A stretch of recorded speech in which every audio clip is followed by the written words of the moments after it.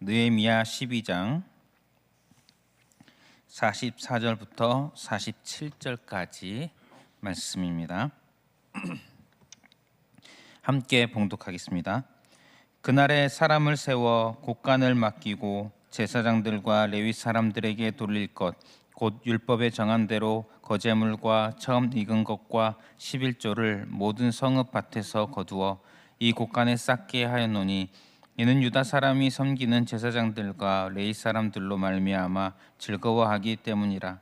그들은 하나님을 섬기는 일과 결례의 일을 힘썼으며 노래하는 자들과 문지기들도 그러하여 모두 다윗과 그의 아들 솔로몬의 명령을 따라 행하였으니 옛적 다윗과 아삽의 때에는 노래하는 자의 지도자가 있어서 하나님께 찬송하는 노래와 감사하는 노래를 하였음이며 스룹바벨 때와 느헤미야 때에는 온 이스라엘이 노래하는 자들과 문지기들에게 날마다 쓸 몫을 주되 그들이 성별한 것을 레위 사람들에게 주고 레위 사람들은 그것을 또 성별하여 아론 자손에게 주었느니라.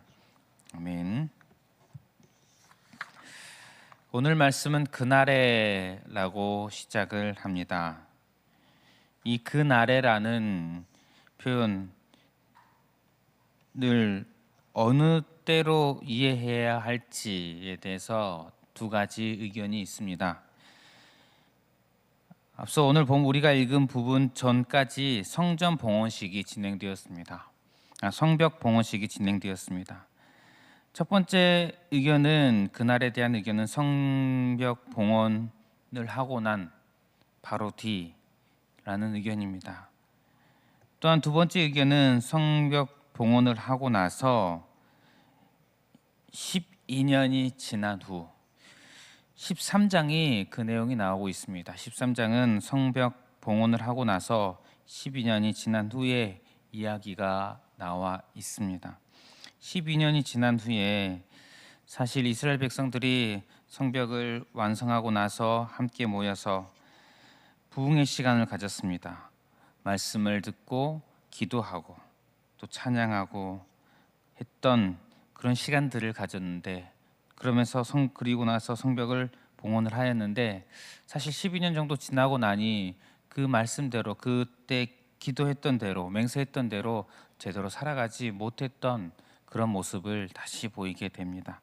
그래서 다시 한번 또 이스라엘의 백성들에 대한 개혁이 진행되는 그런 내용이 13장에 나오는데 오늘 우리가 읽은 이 부분을 13장의 그 시대로 포함해야 한다 이런 의견도 있기도 합니다. 둘 중에 어느 것인지 어느 것에 대한 의견은 있는데 사실 그렇게 중요해 보이지는 않습니다. 시점, 오늘 이 말씀은 어느 시기인가 이에 대한 부분에 크게 상관없이 이 말씀 본문 자체를 우리가 살펴보면서 은혜를 누릴 수 있을 것 같습니다. 오늘 말씀 이렇게 진행됩니다. 그날에 사람을 세워 곳간을 맡깁니다. 사람을 세워 곳간을 맡깁니다. 곳간을 만들고 그 곳간을 관리하는 사람을 세우는 그런 장면입니다. 이 곳간의 용도가 44절에 보니까 제사장들과 레위 사람들에게 돌릴 것, 곧 율법에 정한 대로 거제물과 처음 익은 것과 11조를 모든 성읍 밭에서 거두어 이 곳간에 쌓게 하였으니 제사장들과 레위 사람들을 위한 곳간이었습니다. 그 곳간을 맡길 사람을 세우는 내용입니다. 그 곳간에는 제사장들과 레위 사람들이 생계를 유지하는 데 필요한 필요한 것들이 담겨져 있습니다. 율법에 의하면 성전의 봉사자들의 몫을 거두어서 성전의 곳간에 모아두게 합니다. 성전의 봉사자들은 이것을 가지고 생계를 유지합니다. 그리고 그들은 이렇게 생계를 유지하면서 45절에 하나님을 섬기는 일과 결례의 일을 힘쓰게 됩니다. 이것을 위하여서 곳간을 세우고 곳간을 관리할 사람을 세웠습니다. 이로 인해 레위 사람들은 제사장들은 하나님을 섬기는 일과 결례의 일을 힘썼으며 또 45절에 보면 노래하는 자들, 문지기들 이들도 계속해서 나오는데 백성들이 그들의 생계를 위해서 필요한 것들을 제공하고 그들이 삶을 살아가는 그런 것들을 볼 수가 있게 됩니다. 오늘 말씀을 보면서 우리는 다시 한번 확인을 합니다. 성벽을 재건하고 이 성벽을 재건하고 나서 이스라엘 백성들이 앞으로의 삶을 준비해 나가는 데 있어서 우리가 계속해서 보았던 내용들이 제사에 대한 부분, 오늘로 치면 예배에 대한 부분이라고 할 수가 있겠지요. 레위인들, 제사장들, 성전에서 섬기는 자들, 이것이 중심이 되어서 이것을 중심으로 먼저 준비해 나간다는 것입니다. 우리는 오늘도 오늘 말씀에서도 이것을 다시 한번 발견을 하게 됩니다. 중요한 부분은 이스라엘 백성에게 있어서 성벽을 재건하고 성벽을 봉헌한 이스라엘 백성들이 살아가는 데 있어서 중요한 부분은 성전에서 섬기는 것, 하나님을 섬기는 것, 하나님께 제사를 드리는 것, 하나님과 이스라엘의 관계를 유지하는 것이죠. 하나님과 이스라엘 백성 사이의 관계를 계속해서 유지해 나가고 하나님 앞에서 정결을 유지해 나가는, 또 하나님 앞에 나아가는 그런 일들, 이것이 중요하고 그들의 핵심이었다는 것입니다.